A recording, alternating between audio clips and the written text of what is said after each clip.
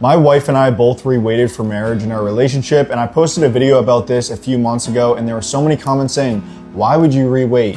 You already messed up. Why don't you just keep on doing that? And we want to talk about why we re-waited for marriage and all the blessings that came with it. People think not having sex before marriage is unrealistic and corny, but you know what is unrealistic and corny? Thinking you can attach and detach to dozens of humans for years and not have any built up mental health and committing issues that you're going to have to completely unlearn one day because you have rewired your brain to avoid any sort of real depth.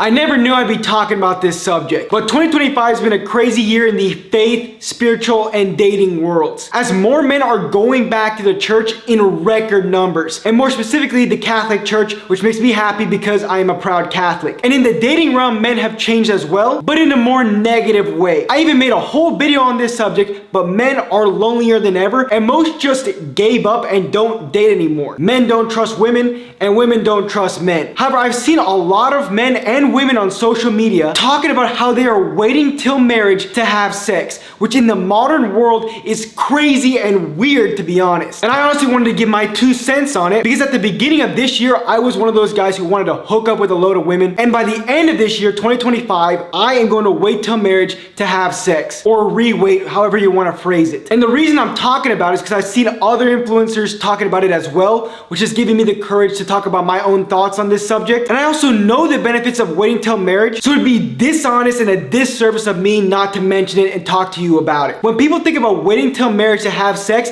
the instant thing they think about is how it's weird and they can't do it. And trust me, I was in the same boat. But a fact you must know about life is that there are spiritual forces around us which are just as real as the physical part of our world. As humans, we can only see the physical, so my physical body, my face, my phone. But what if I told you the spiritual world makes up more of our world than the physical? And there are spiritual forces of good, which include our guardian angels and Jesus Christ, and spiritual forces of evil, which are demons and fallen angels. And these spiritual forces of bad cannot create. Satan cannot create anything. But what he can do is change things and make them more evil. And sex is one of those things. God created sex for love, as a form of love. And Satan hates that. So what did Satan do? Satan wants to make sin normal and righteousness weird. He wants to make love weird and using people as transactional objects normal. And it's so evident in how I used to live my life and how a lot of men live their lives,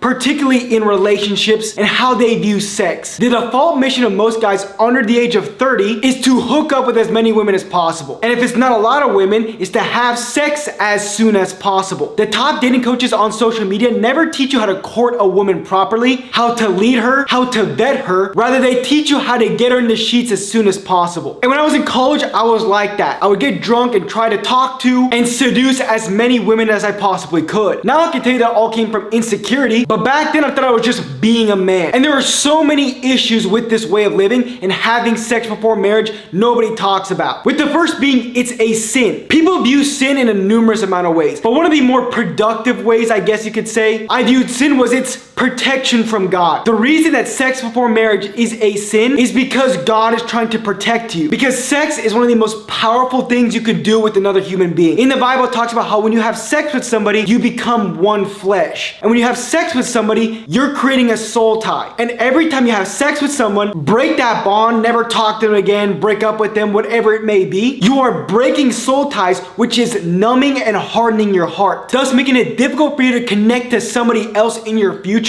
and separating you from God in the process, which to me doesn't seem worth it. But even if you're not deep in your faith, what having sex with a lot of people and having sex with even one person before marriage does is it causes you to date with lust, not love, and you're dating as a transaction. The divorce rates are so high, and I would say this is the main reason. Because when you have sex with someone while you're dating and courting them, it makes you become blind to who they really are. We all have a friend who's completely blind to red flags. We see it, we tell him about it, we tell him that girl isn't good for him, but he doesn't take it. But if he wasn't having sex with this woman, he could easily discern who she really is at her core and not marry the wrong person. So many guys ruin their lives because they date the wrong person. But that's looking at relationships from a zoomed out lens. When you zoom in, the reason that they ruin their lives from a bad relationship is because these men can't control their lust. And the main reason I would say that sex before marriage has had an increased rate of divorce is because you built the relationship off a transaction.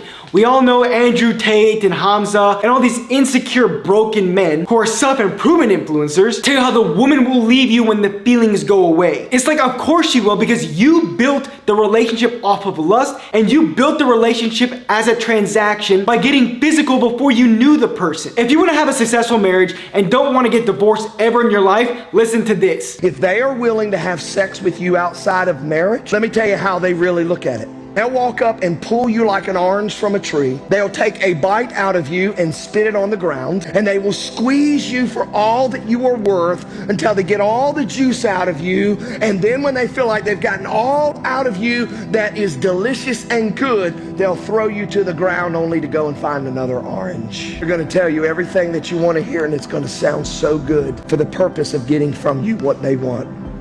You have to be committed from this day moving forward to wait on God and be of good courage. Look, I know waiting till marriage is difficult, and that's something I wrestled with God about earlier this year. As I started getting into the Bible, I saw that sex before marriage is a sin. And I remember praying to God, I see that it's a sin, but I don't know if I can get there. And I was persistent with this prayer. I was like, I don't know how I can do that. I don't know how I can trust a woman with that. And through time, the desire to have sex before marriage went away. And now whoever I date next, I will wait to have sex with them until marriage. And I'm telling you, you should too. Right now, over 50% of marriages end in divorce. That number drops to 1 in 5 when the couple goes to church with each other every week. And it drops even further to 1 in 1,500 when the couple prays with each other before bed every night. The only reason men nowadays don't want to get married is because they don't trust women. They're afraid. You can't date out of fear. Anything that you want in life has risk. If you want to be successful, you have to risk failing. If you want to be in love, you have to risk getting broken up with and heartbroken. And if you follow this new masculine red pill dating advice, you don't take any risk, but you also take no gain. You will never meet the woman who's truly destined for you, who can have your kids, and who will truly love you. The only way you can do that is being vulnerable and low-key. You have to put love on the line. Waiting till marriage to have sex